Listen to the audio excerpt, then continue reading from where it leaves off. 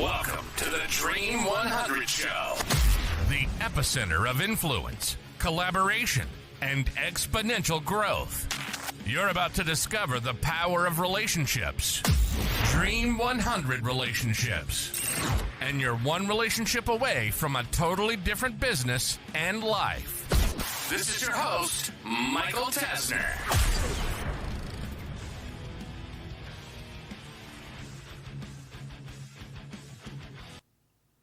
I know something that you don't know.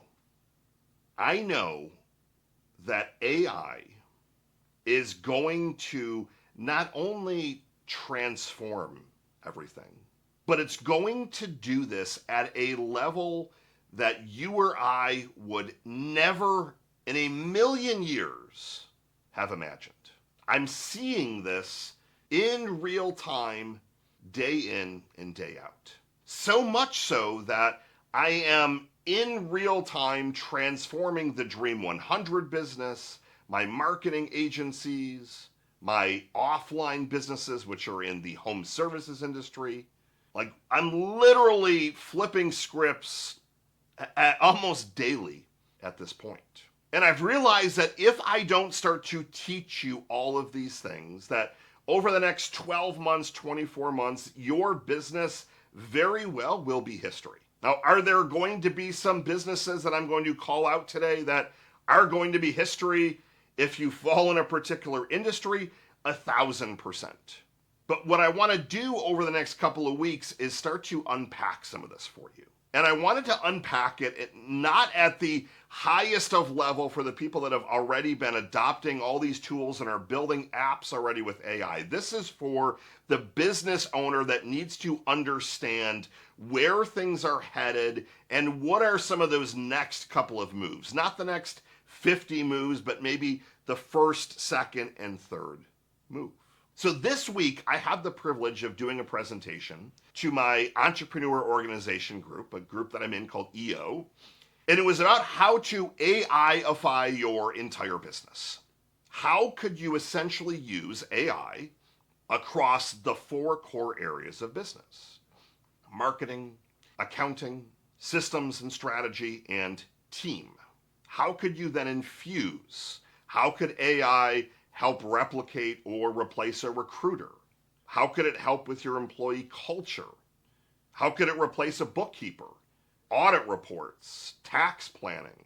How could it build out strategy documents and document your processes? And then on the marketing side, that's the one that has been the most talked about, largely using tools like ChatGPT to build content and other tools to build images. But I went at a much deeper level. What I wanted to do today is to give you a couple of homework assignments so that over the next couple of weeks as I'm talking about this, you can not only keep up, but you can kind of be at pace and to be able to start executing as I'm teaching. Now, there's a couple of statistics and things that I found like widely interesting. The first one is something that I understood it, but I didn't, and I had to like do more research. But I've seen a bunch of charts talking about electric, and the president recently was talking about the demand for more electric.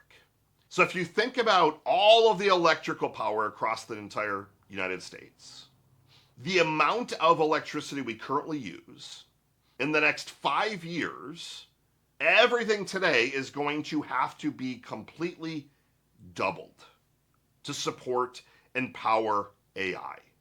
In 5 years, literally, the power grid is going to have to double. That, I'm like, I didn't get it at first, but when I'm like, well, what does that actually mean? Well, that means that the supercomputers and all of the technology and just the amount of stuff to power all of this is growing at a pace unlike anyone has ever seen. 20 years ago, I was giving a presentation about mobile marketing. And thankfully, I was right on that cusp of like massively early adopters. And I was able to call the trend. And I said to this group, and they were actually credit unions in this particular audience, it was a credit union conference. I said, over the next 5 years, mobile marketing is going to completely disrupt your entire industry. If you do not jump on the bandwagon now, you're going to be in trouble.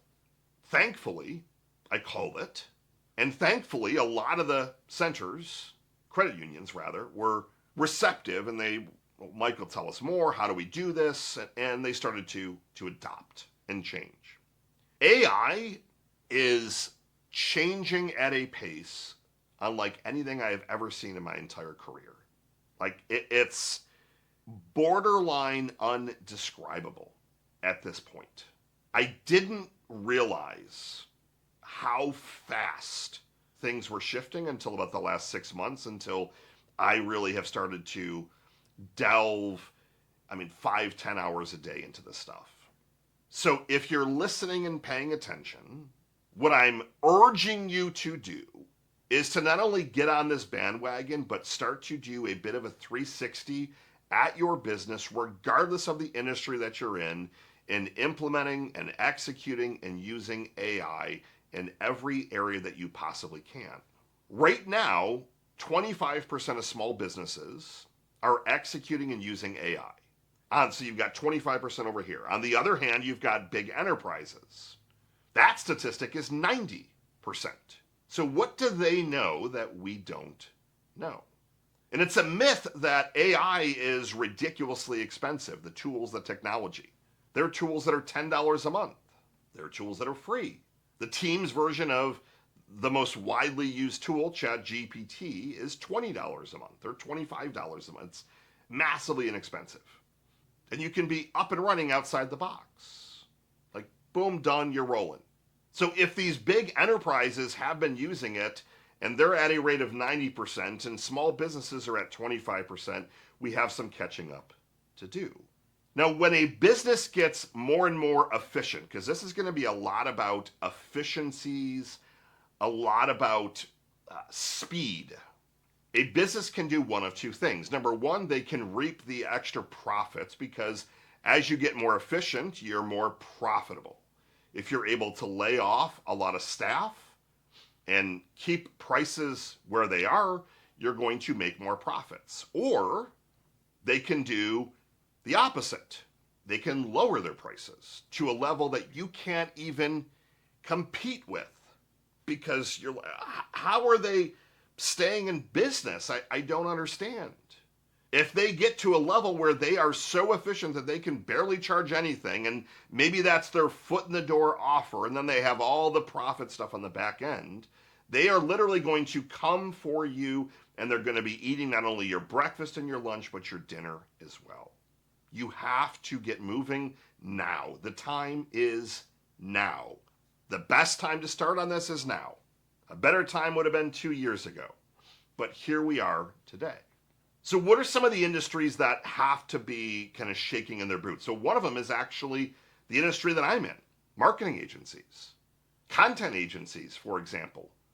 I can teach you in 10 minutes how to create your entire social media calendar for the next year, create strategy documents, brand guides, images that match your brand. Why would you need to pay somebody for that stuff when it can be done in-house massively, easily, and in minutes? Not weeks or months, but minutes. Call centers. It's like 15% of the Philippines, for example, the workforce is call centers. That industry in the next 2-3 years is going to be completely gone. With AI voices, for example, and AI chatbots, you're not even going to know if you're talking to a real human or an AI voice. You'll have no idea. Bookkeepers, admin assistants, executive assistants, anything that is manual kind of data entry stuff is going to be a thing of the past. A website that many of us have used is Fiverr.com. The CEO of Fiverr sent out an email recently that basically said, AI is coming for you and for us, and if you don't change now, you will not be having a job in the next 2 to 3 years. It is here. Paralegals, attorneys, high-level consultants, coaches, therapists. Do you still need a therapist when you can talk to an AI tool that gets to know you and you can have unlimited sessions for free instead of paying $150, $200 an hour? And I'm not saying it's hypothetical question, but that's where we're headed. That's where we're headed. So where do you start? What do I want you to do today? Today, I want you to start to take a skills inventory and also to start to take a task list. What are all of the things that you are doing? What are all the things that your team is doing? What are all the things that the contractors you're hiring are doing on a daily, weekly, monthly basis? And I'm looking for you just to capture all of this and get it into one place. And when you have that data, I want you to also add a column for estimated time. So are there things that you're doing across marketing, accounting, system strategy, team that are redundant, that are manual, that it's data entry, that is taking you more than a couple of minutes? But I don't want you to filter any of this. Once in a while, I check my email 3 times a day and I spend roughly 45 minutes. Okay, fine. Of that time, I mean, are you is a lot of it just getting archived? Are you scanning it quickly? Like, you want to leave everything on the table without any kind of bias. I'm just looking for you to capture everything. The e-commerce industry, for example, the amount of redundant work and manual processing is insane. I want to know all of that stuff. I want to know all the marketing. You're drafting newsletters, and these newsletters are weekly email they're taking you 5-10 hours a week. And then you're spending X amount of time replying to customers. So that's the customer service side. You're checking your paid traffic accounts and your bidding strategies. You're doing some bookkeeping each week. You're reordering inventory. You're checking your inventory levels. If you're in the service industry, let's say you have a concrete coating business. Yes, there's a lot of manual labor. You're coming and grinding concrete and you're mixing things and you're putting down layers of epoxy or polyaspartic. I happen to know the industry well.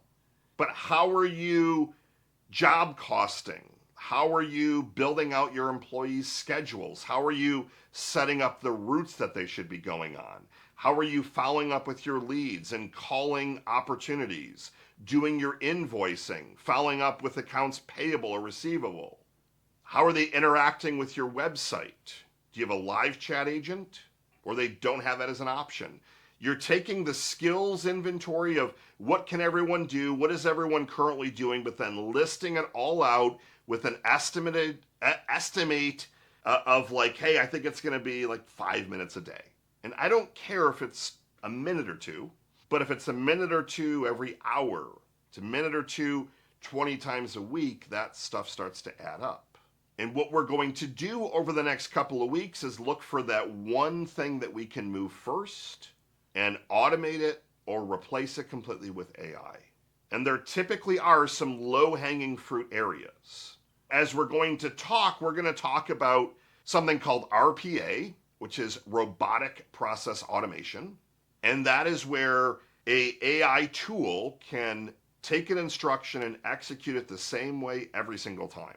It doesn't think about it. It's going to take an instruction and do it the same way every single time. For example, download my credit card transactions, upload them over here, scan the list for any of these things, format it this way, email it here. Same thing every single time. Then we're also going to talk about AI agents and AI bots, and that's where things are going to get really, really exciting.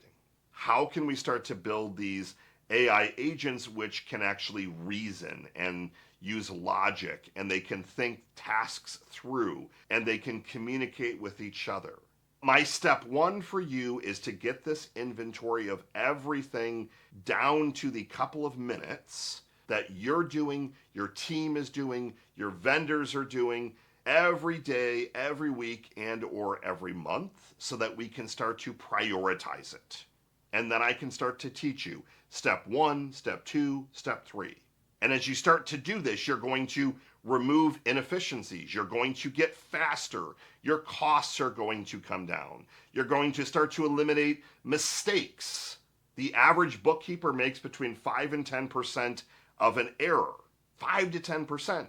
That's a big number. If you got a $500,000 business, $25,000 to $50,000 of mistakes. The mistake level with AI, when done correctly, is next to zero. Buckle up. We're going to transform your business over the next couple of months together. Hopefully that gets you to tune in next week. Michael Tasner signing off. Good morning, good afternoon, and good night. I'll see you next week.